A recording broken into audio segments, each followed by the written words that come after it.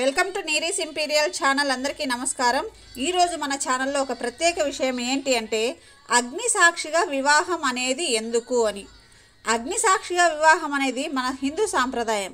అయితే అగ్నినే ఎందుకు సాక్షిగా పెడతాము అనే విషయాన్ని ఋగ్వేదంలో వివరించారట. దాన్ని ఒక శ్లోక రూపంలో చెప్పారు. అదేంటంటే సోమః ప్రథమో వివిధే గంధర్వో వివిధ ఉత్తరః తృతీయాగ్నిష్టే పతిః తురీయప్తే మనుష్యచౌః.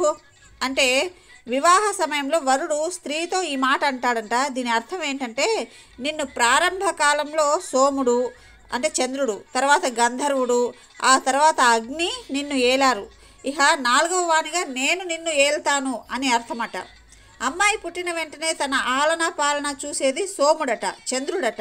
అందుకే అమ్మాయిని ఎన్నిసార్లు చూసినా చంద్రుడు ఎంత ఆకర్షణీయంగా ఉంటాడో అలాగే పసిపాపను చూసినప్పుడు కూడా అదే భావన కలగడానికి చంద్రుడి పాలనయే కారణము అని అంటారు.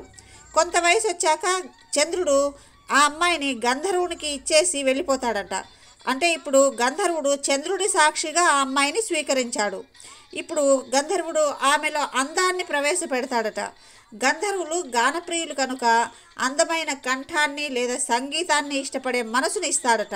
అలా అందాన్ని చందాన్ని ఇచ్చేసి ఇక నా పని అయిపోయింది, ఇక నీదే పూచి అని ఆ కన్యని అగ్నికి అప్పచెప్పి గంధర్వుడు వెళ్ళిపోతాడట. అంటే ఇప్పుడు అగ్ని గంధర్వుడి సాక్షిగా ఆ కన్యని స్వీకరించాడు. అగ్నిర్వైకామకారకః అన్నట్టు ఇప్పుడు అగ్ని ఆమె శరీరంలోకి కామగుణాన్ని ప్రవేశపెడతాడు. అంటే కామాగ్నిని ప్రవేశపెడతాడట. ఇలా ఒక కన్య చంద్రుని ద్వారా ఆకర్షణని, గంధర్వుని ద్వారా లావణ్యతని, అగ్ని ద్వారా కామగుణాన్ని పొందుతుంది. ఇప్పుడు ఆమె వివాహానికి యోగ్యురాలు అని భావించిన అగ్ని ఆమెను మరొకరికి ఇచ్చి తను వెళ్ళాలి కనుక కళ్యాణ సమయంలో ఆమెని మనుష్యులకి ఇస్తాడట, అంటే నరుడికి ఇస్తాడట. అలా ఆమెను అగ్ని సాక్షిగా వరుడు స్వీకరిస్తాడు.